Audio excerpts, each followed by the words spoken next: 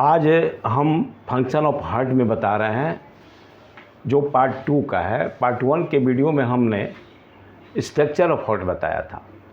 और देखोगे function of heart पूरे बॉडी का डीऑक्सीनेटेड ब्लड, जो कि राइट एट्रियम में प्री वेना कावा और पोस्ट वेना कावा के द्वारा राइट एट्रियम में पहुंचता है। उसी तरह आप देखोगे यह लंग्स में ब्लड ऑक्सीनेटेड होके लेफ्ट एट्रियम में लेफ्ट पुलमेनरी वेन और राइट पुलमेनरी वेन के द्वारा ऑक्सीनेटेड ब्लड आपके लेफ्ट एट्रियम में पहुंचता है।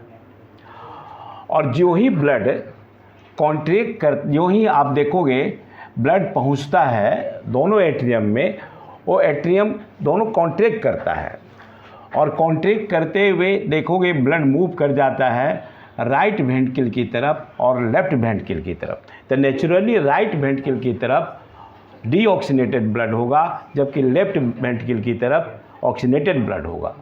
यहाँ पर भी देखोगे कि राइट एट्रियम और लेफ्ट वेंट्रिकल के बीच में, राइट एट्रियम और राइट वेंट्रिकल के बीच में यहाँ पर ट्राइकस्पिड वेल्व होता है, जो ब्लड को आने तो देता है लेकिन जाने नहीं देता।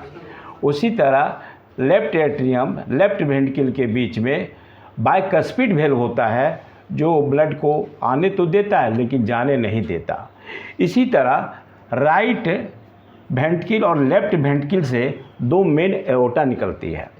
राइट वेंट्रिकल से जो एओर्टा निकलती है वो सीधे तुम देखोगे वो ब्रांच आगे बढ़ के राइट पुलमेनरी आर्टरी लेफ्ट पुलमेनरी आर्टरी है, जो दोनों लंग्स में जाती है।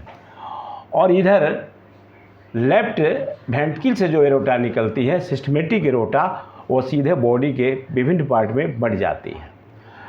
अब यहाँ पर देखेंगे कि दोनों ही एओर्टा में तीन तीन सेमिलुनर वेल्व होता है, जिसको हमने V3 और V4 से डिनोट किया है।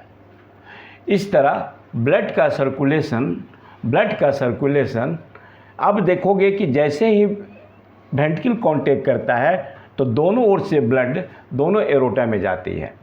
आप देखोगे कि लेफ्ट वेंट्रिकल का ब्लड सीधे पल्मोनरी एओर्टा से लंग्स में जाती है और लेफ्ट वेंट्रिकल का ब्लड सीधे बॉडी में विभिन्न पार्ट में चली जाती है। इस तरह हम देखेंगे कि हम लोग के बॉडी में जो ऑक्सीनेटेड ब्लड होता है वो बॉडी में डिस्ट्रीब्यूट होता है और डीऑक्सीनेटेड ब्लड फिर कलेक्ट होके फिर जमा, देखोगे डीऑक्सीनेटेड ब्लड फिर ये प्री वेना कावा और पोस्ट वेना कावा के द्वारा फिर राइट एट्रियम में पहुंचता है। इस तरह सर्कुलेशन लगातार चलते रहता है। ठीक है, ओके।